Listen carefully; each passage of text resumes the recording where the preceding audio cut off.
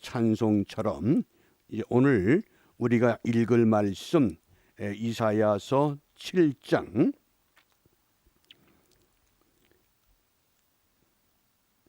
10절부터 17절까지 우리 다 같이 함께 읽습니다. 여호와께서 또 아하스에게 일러 가라사대 너는 내 하나님 여호와께 한 징조를 구하되 깊은 데서든지 높은 데서든지 구하라. 아하스가 가로되 나는 구하지 아니하겠나이다.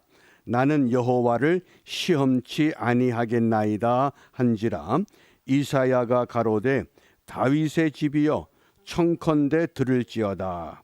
너희가 사람을 괴롭게 하고 그것을 작은 일로 여겨서 또 나의 하나님을 괴로우시게 하려느냐.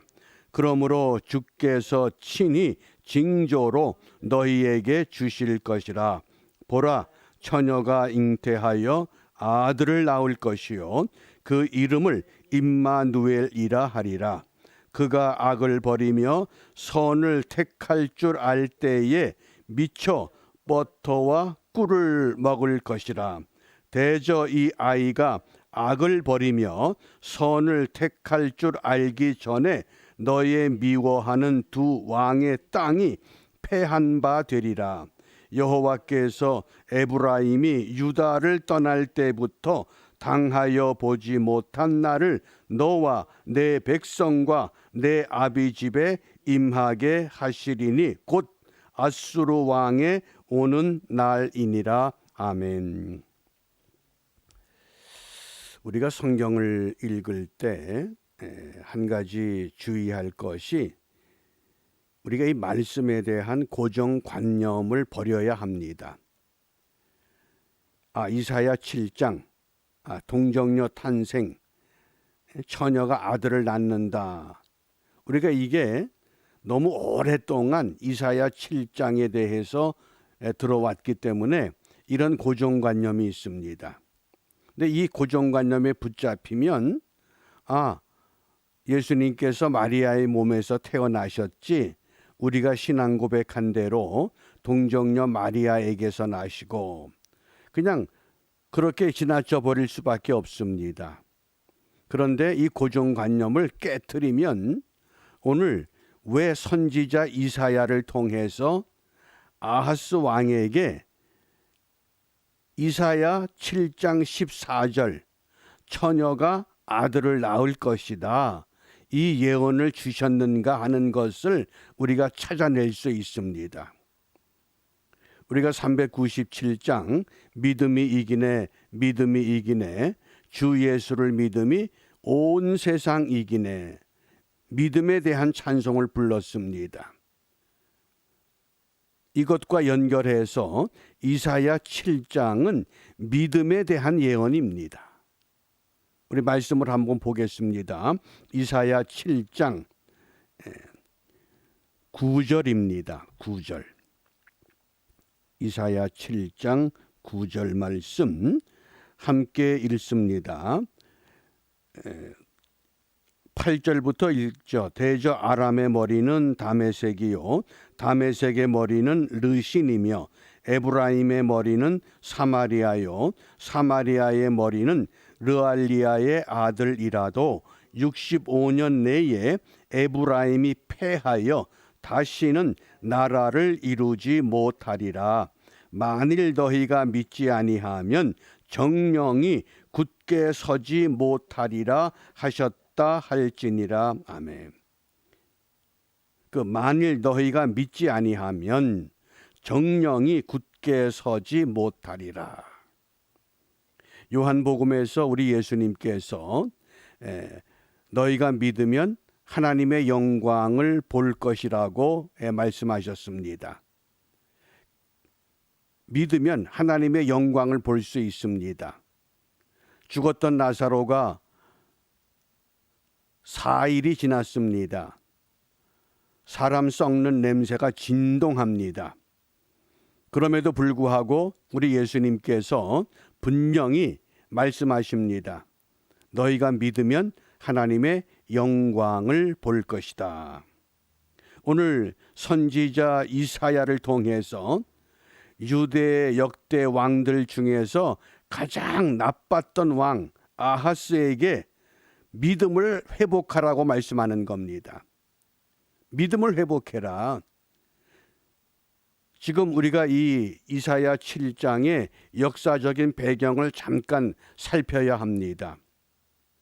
당시의 강대국이 애굽이 있고 아수르가 있습니다. 북이스라엘의 이 베가 왕과 또 아람 왕 르신이 동맹을 맺습니다. 동맹을 맺고 우리가 아수르를 대항해 보자.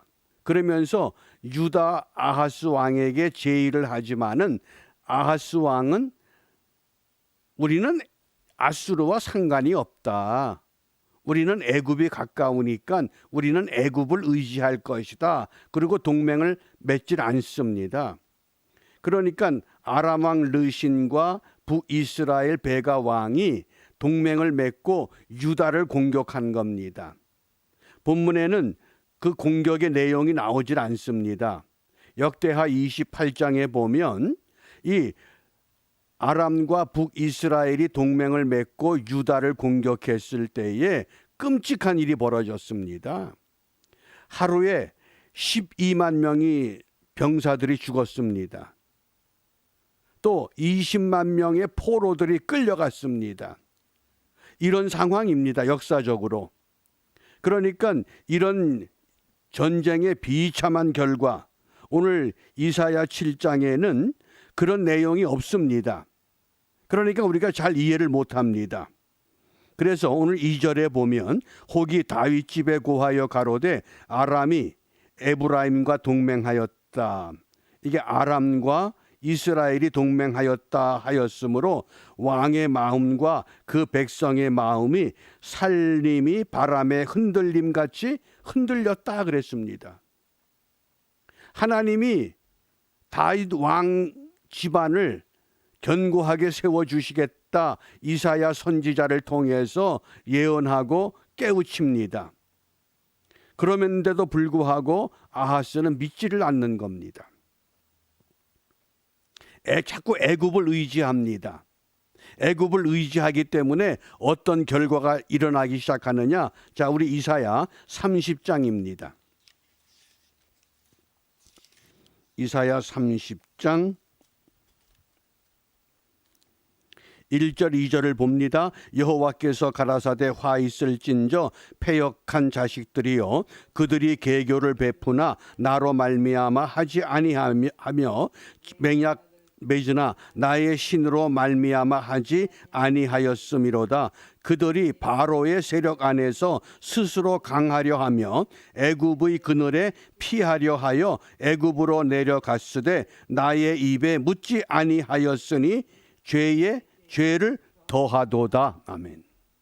애굽을 의지하면 죄에 죄를 더한다는 책망입니다. 또 31장 1절을 봅니다. 도움을 구하러 애굽으로 내려가는 자들은 화 있을진저. 왜 애굽을 의지하면 화가 있느냐? 그 다음에 3절입니다. 애굽은 사람이요 신이 아니며 그 말들은 육체요 영이 아니라 여호와께서 그 손을 드시면 돕는 자도 넘어지며 도움을 받는 자도 엎드러져서 다 함께 멸망하리라. 저는 이 아침에 이 말씀을 읽으면서 우리 한국의 상황이 자꾸 떠오릅니다. 한국이 한미 동맹을 파괴하고 한일 동맹을 깨뜨리고 친중 노선을 자꾸 선택합니다. 중국을 의지하면 우리가 좀 더 부강한 나라가 될 것이다. 아하스 왕과 비슷한 모습입니다. 너무나 흡사합니다. 그런데 하나님께서 원하시는 것은 오늘 그런 것이 아니라고 하는 것을 분명히 선지자 이사야를 통해서 말씀합니다. 이제 우리가 다시 우리가 읽었던 본문으로 한번 돌아가 봅니다. 10절 말씀에 보면 여호와께서 또 아하스에게 일러 가라사대. 아하스라고 하는 이 이름의 뜻이 소유자 그런 뜻입니다. 소유자. 그 사회학자 에릭 프롬의 소유와 존재라고 하는 유명한 책이 있습니다. 우리가 소유로 사느냐 존재로 사느냐. 사람은 안드로포스라고 해서 위를 바라보는 존재로 사는 게 신앙이요 믿음입니다. 이스라엘 백성들이 애굽에서 여기까지 온 건 하나님의 도움이 없이는 도저히 감당할 수 없었던 은혜입니다. 그래서 이 아하스 왕에게 선지자 이사야는 하나님이 구원하신다.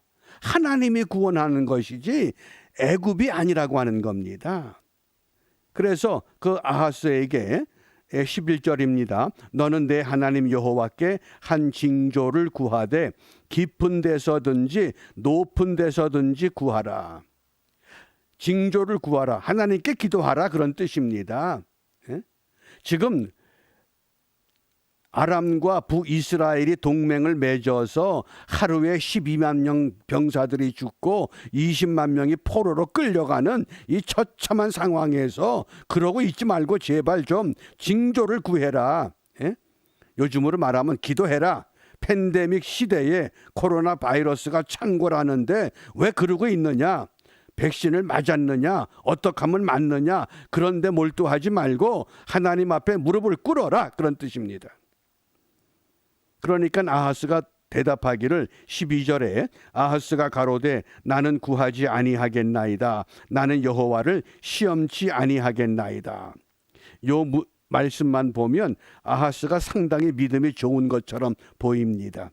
그런데 이 아하스의 고백은 이미 애굽을 의지하려고 결정을 했기 때문에 하나님이 무슨 도움이 되겠느냐? 나는 구하지 않겠다는 겁니다. 보이지 않는 하나님을 의지하느니 차라리 나는 가까운 애굽을 선택하겠다. 그래서 13절에 이사야가 가로되 다윗의 집이여 청컨대 들을지어다. 여기 다윗의 집이라고 하는 것은 역대 유대의 왕들 그 모든 왕의 지위를 말합니다. 그래서 너희가 사람을 괴롭게 하고 그것을 작은 일로 여겨서 또 나의 하나님을 괴로우시게 하려느냐. 왜 사람을 의지하느냐. 애굽은 신이 아니라는 겁니다. 인간의 육체밖에 되지 않습니다. 인간의 육체는 호흡이 끊어지면 그날로 모든 것이 소멸되는 참 미약한 존재인데 어떻게 애굽을 자꾸 붙잡느냐. 그 결과 아하스 때가 아니라 히스기야 때에 처참한 결론을 얻게 되는 겁니다. 그게 이사야 30장, 31장에서 이제 계속 소개가 되고 있습니다. 그러니까 이런 역사적인 상황에서 지금 이사야 선지자를 통해서 오늘 이 중요한 예언을 주신 겁니다. 그게 14절입니다. 우리 14절 같이 읽습니다. 그러므로 주께서 친히 징조로 너희에게 주실 것이라. 보라, 처녀가 잉태하여 아들을 낳을 것이요 그 이름을 임마누엘이라 하리라. 아멘. 하나님께서 직접 징조를 주실 것이다. 사인을 주시겠다는 겁니다. 네가 기도하지 않아? 네가 무릎 꿇지 않아? 그러면 내가 직접 징조를 주마. 사인을 주마. 보라, 처녀가 잉태하여 아들을 낳을 것이다. 이게 뭡니까? 우린 여기에서 그냥 처녀가 아들을 낳는다. 기적이 일어났구나. 우리가 이렇게만 생각하고 맙니다. 그런데 이것은 기적이 아니라 그 처녀가 낳은 아들이 누굽니까? 마태복음에 오면 메시아입니다. 예수 그리스도. 예수님을 통해서 문제를 해결하라 그런 뜻입니다. 어떤 문제든지 인생에 어떤 어려움이 있든지 물질의 어려움이 있든지 건강의 어려움이 있든지 내 삶에 어떤 위기가 닥쳐올 때에 어떻게 해결하겠느냐? 그 아들, 처녀가 아들을 낳는 기적, 어떻게 처녀가 아들을 낳느냐, 그런 기적에 매달리지 말고 하나님의 은총의 표징을 구하려는 겁니다. 삼손이 머리가 밀리고 두 눈이 뽑혀서 그 신전 기둥에 묶여서 절규합니다. 그때 삼손의 기도가 뭡니까? 하나님, 이번만 나로 강하게 하사 이 블레셋 원수들을 단번에 갚게 하옵소서. 그리고 부르짖는 순간 그 신전이 무너지면서 삼손이 살아있을 때에 블레셋 사람들을 죽였던 것보다 더 많은 사람들이 그 신전에 압살을 당하는 겁니다. 비록 잘못 살아왔지만은 이번만 나로 강하게 하사 이 팬데믹이라고 하는 코로나 바이러스가 창궐하는 이 시대에 우리 모두 이번만 나로 강하게 하사 은총의 표징을 나에게 보여주십시오. 선지자 이사야는 지금 아하스에게 징조를 구해라. 그리고 외칩니다. 그런데 나는 안 구하해. 나는 하나님을 시험하지 않겠어. 그럴듯한 변명을 하지만은 그 변명 속에 오늘 선지자 이사야를 통해서 그런 것이 아니다. 그러면서 그 예수님을 찾으라는 겁니다. 우리가 정말 예수님을 찾습니까? 어떤 심각한 문제가, 생각도 못했던 문제가 우리 앞에 닥쳐왔을 때에 정말 무릎을 꿇고 순수한 마음으로 두 손 들고 주님, 나를 불쌍히 여겨 주시옵소서. 나는 죄인이로소이다. 이런 처절한 고백이 필요한 겁니다. 그런 고백을 하면 처녀가 아들을 낳는 기적 같은 것들이 우리 앞에 순조롭게 자연스럽게 나타날 것이고, 또 그런 자연스러운 속에서 우리가 무엇을 찾아야 되느냐? 임마누엘 신앙을 회복하라, 그런 뜻입니다. 그러니까 오늘 이 이사야 7장의 결론을 내리면 아하스와 같은 신앙생활 하지 말고 다윗의 집안의 혈통으로 왕이 되었지만은 그것이 중요한 것이 아니라는 겁니다. 이사야처럼 하나님의 말씀, 그 찬송, 이에 저희가 그 말씀을 믿고 그 찬송을 불렀도다. 우리가 2021년 신앙생활의 표 성구를 기도하는 가운데 이렇게 잡은 겁니다. 은총의 표징을 우리 모두에게 보여주시옵소서. 그래서 우리가 예수와 더불어 산다고 하는 것은 어떤 신앙이냐? 우리 결론입니다. 요한계시록 1장. 요한계시록 1장 4절 5절을 함께 읽습니다. 요한계시록 1장 4절 5절 함께 읽습니다. 요한은 아시아에 있는 7 교회에 편지하노니 이제도 계시고 전에도 계시고 장차 오실 이와 그 보좌 앞에 7 영과 또 충성된 증인으로 죽은 자들 가운데서 먼저 나시고 땅의 임금들의 머리가 되신 예수 그리스도로 말미암아 은혜와 평강이 너희에게 있기를 원하노라. 우리를 사랑하사 그의 피로 우리 죄에서 우리를 해방하시고. 아멘. 이 말씀을 제가 축약해서 다시 한번 읽어드립니다. 이제도 계시고 전에도 계시고 장차 오실 이가 우리를 사랑하사 예수 그리스도로 말미암아 은혜와 평강이 너희에게 있기를 원하노라. 잘 보셔요. 이제도 계시고 현재입니다. 현재. 전에도 계시고 과거입니다. 장차 오실 이 미래입니다. 그런데 우리는 하나님의 말씀은 현재를 중심으로 해서 과거와 미래를 같이 보고 있는데 우린 자꾸 현실에만 매달립니다. 지금 당장. 그러니까 우리 마음에 은혜와 평강이 없습니다. 거지 나사로 한번 생각해 보세요. 부자와 비교해 보면 현실만 생각하면 거지 나사로가 얼마나 비참한 사람입니까? 그런데 거지의 마음속에, 나사로의 마음속에 지금은 내가 거지지만은 장차 오실 미래를 바라보는 겁니다. 그러니까 장차 내가 지금은 부스러기를 주워 먹고 의료보험이 없어서 개들이 이 헌대를 핥아주고 그런 비참한 삶을 살지만은, 그러나 내 장래는 그게 예수 안에 사는 겁니다. 그래서 이 이사야 7장의 이 징조라고 하는 것은 어떤 징조냐, 어떤 기적의 징조가 아니라 우리가 그런 믿음, 예수로 말미암아 과거와 현재와 미래를 함께 가지고 살아가면 반드시 임마누엘이라고 하는 하나님이 우리와 함께 하신다. 함께 하신다. 그래서 그 임마누엘 신앙을 회복하라. 그것이 오늘 우리에게 주시는 징조라고 하겠습니다. 우리가 이런 믿음을 결단하면서 오늘 예수님께서 이 모든 만물을 지으셨습니다.